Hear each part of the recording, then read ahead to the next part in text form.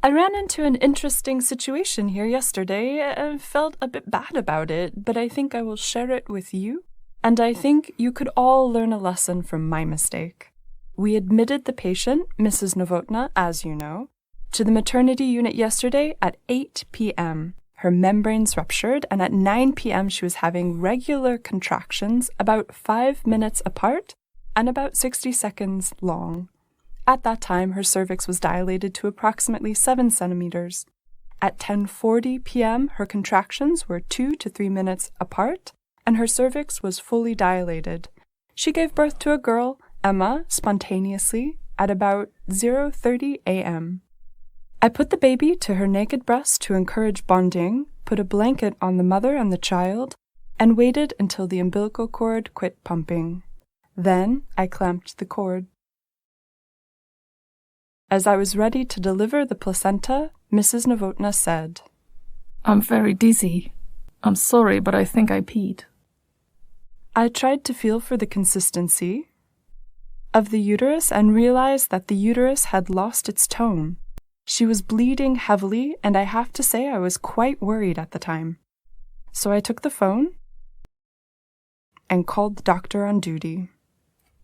"Please come to delivery room 3 immediately. A patient is bleeding heavily after delivery." Okay, Joanna, I'll hang up the phone now, and when you're able to give the proper patient handover, call me again. I was shocked at this, but then I realized that he was right and that the account of the patient was incomplete and inappropriate. I called him again in a few seconds. "This is midwife Louisa with a call for emergency in delivery room 3. The patient has a uterine atony with possible placenta retention and she is feeling dizzy. Her vital signs are blood pressure, 90/60, respiratory rate, 45 BPM, temperature, 36.6 degrees Celsius. I'm worried because the placenta was not expelled spontaneously and there is increased vaginal bleeding. The patient's name is Michaela Novotna, 31 years old, and she's 170 centimeters, 75 kilograms, second pregnancy, second birth. She gave birth to a girl spontaneously at 0:30 a.m.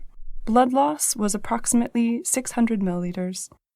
The patient is getting worse. I'm asking you for assistance. Thank you." That is much better. Please alert the staff, continue the uterine massage, and I will be right there to help you.